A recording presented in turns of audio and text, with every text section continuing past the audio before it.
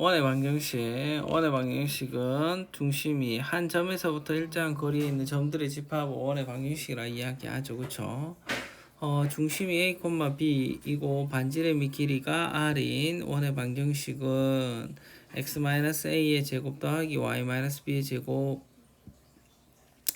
R 제곱이 되고, 중심이 원점일 때는 x제곱 더하기 y제곱은 R 제곱이 됩니다. 이게 표준형이죠. 표준형. x의 제곱 더하기 y 제곱 더하기 ax 더하기 by 더하기 c 이꼴 제로는 일반형입니다. 일반형일 때는 뭐 한다? 완전 제곱꼴로 나타내어서 우리는 식을 풀어야 한다라고 하는 거. 축의 접하는 원의 방정식 잘 보셔야 돼요. 이거 시험에 잘 나와요. 알겠죠? 축에 접한다라고 하면, 얘가 x축에 접한다라고 하면 얘가 어떻게 y 값이 같죠? 중심의 y 좌표와 같게 되는 것이고, y축에 접한다라고 하면 그 중심의 x 좌표가 같아지는 거죠. 그쵸? 같아집니다. x축 y축에 동시에 접한다라고 하면 x, y 모든 값이 다 같다라는 것이고, 여기가 정사각형이 되겠죠. 그쵸? 그러니까 알 수 있습니다.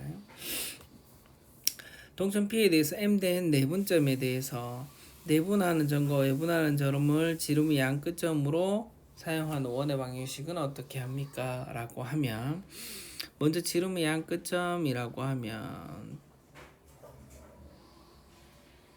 여기가 x1, y1, 여기가 x2, y2라고 하면 그 지름의 양 끝점으로 하는 직선의 방정식은 어떻게 합니까? 라고 하면 x-x1, x-x2 더하기 y-y-y1 곱하기 y-y2 이꼴 제로, 이렇게 나타내면 됩니다. 어떠한 동점이 있을 때 이렇게 있는 i가 내적이 제로다라는 사실에 의해서 그 방정식을 유도할 수 있죠. 지금 알 수 있는 건 지름의 양 끝점이 x1과 y1, x2, y2라고 하면 이렇게 해서 그 방정식을 만들 수 있다는 것 알아두시면 되겠고, 어떠한 m 대 n으로 분할하는 점들이다 라고 했을 때 A, B라는 두 점이 있을 때 그때 m 대 n으로 내분하는 점과 m 대 n으로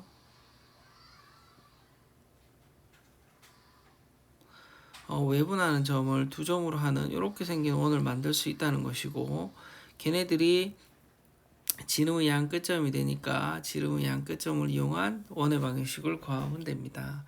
되겠죠? 예, 이것도 시험에 잘 나오는 아이.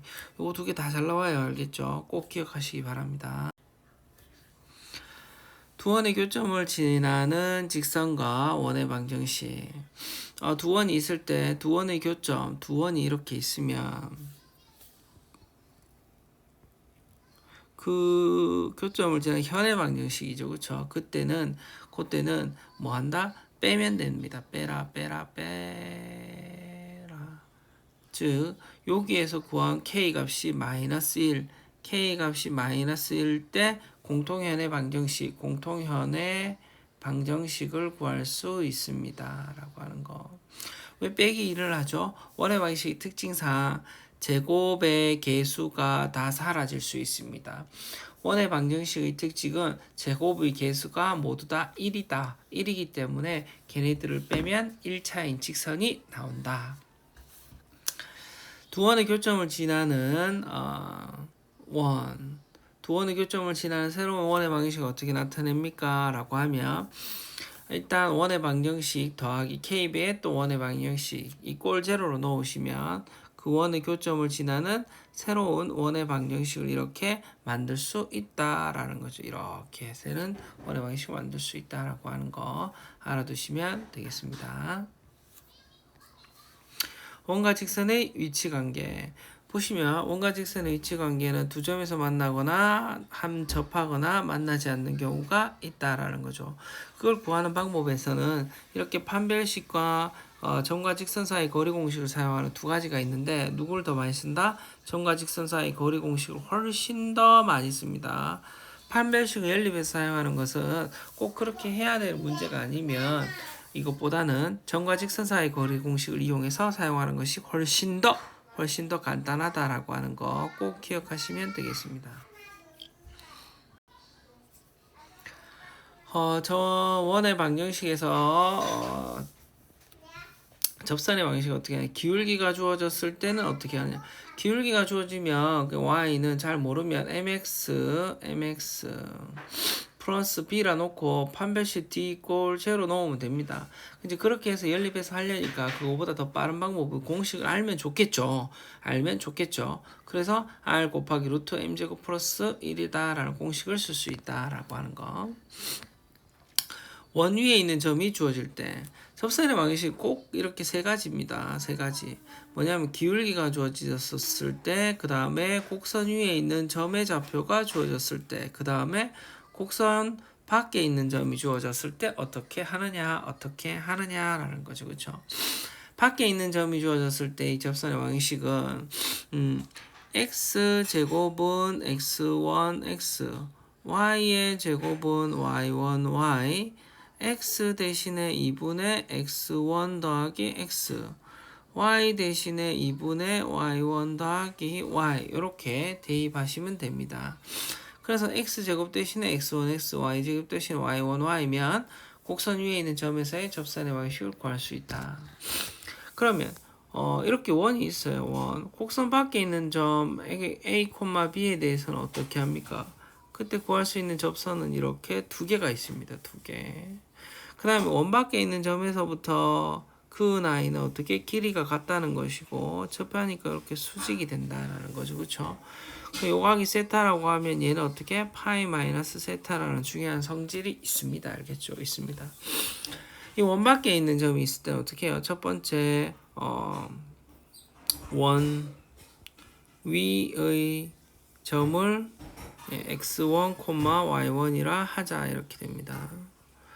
그렇게 하는 순간 얘는 x1 x의 제곱 더하기 제곱이 아니고 y1 y 이꼴 r 제곱이 되고 x1의 제곱 더하기 y1의 제곱은 r 제곱이 됩니다. 두 번째 a, b다라고 하는 원 밖에 있는 점을 대입하죠. 여기에 있는 1번씩 대입합니다.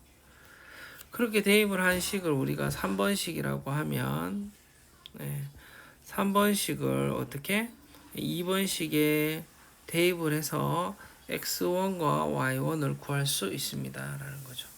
되겠죠? 여러분은 충분히 할 수도 있습니다.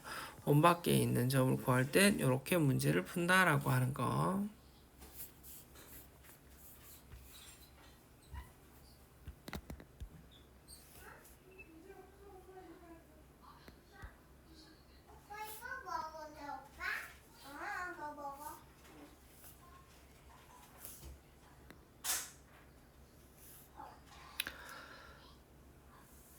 두 원에 동시에 접하는 접선의 길이 이것도 중요하죠. 그렇죠? 얘를 우리는 공통 외접선 밖에 있기 때문에 외접선이라 이야기하고 얘를 공통 내접선이라 이야기합니다. 내접선. 공통 내접선.